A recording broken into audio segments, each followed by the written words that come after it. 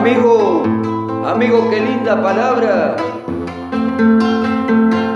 y fácil de pronunciar, pero difícil de encontrar cuando la carga es pesada, cuando las horas son largas en la puerta de un hospital,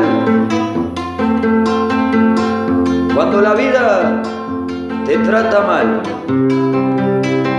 por diferentes motivos. El abrazo de un amigo es medicina esencial.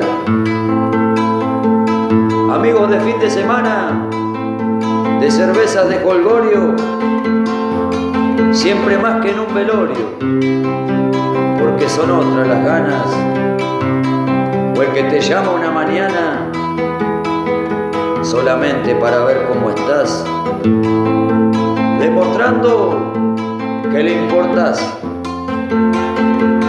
Con una charla apenas corre rápido en las venas la sangre de la amistad. Si alguien en vos confía para contarte un secreto, se merece tu respeto. Si te ha elegido de guía, pero si ese secreto un día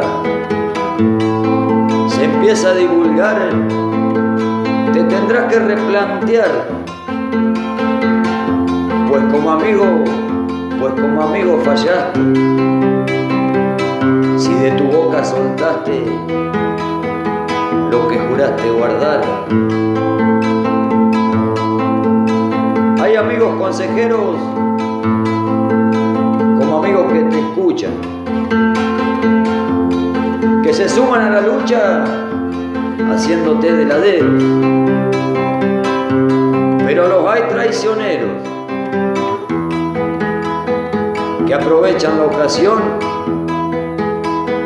y con muy mala intención, al verte triste y maltrecho,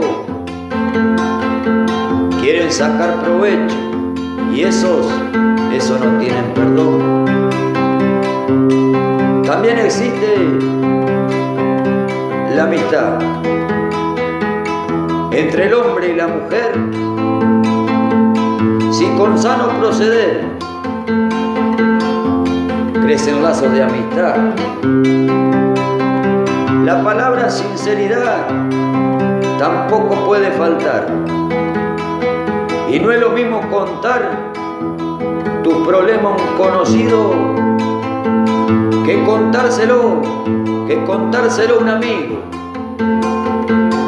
que sabes que va a escuchar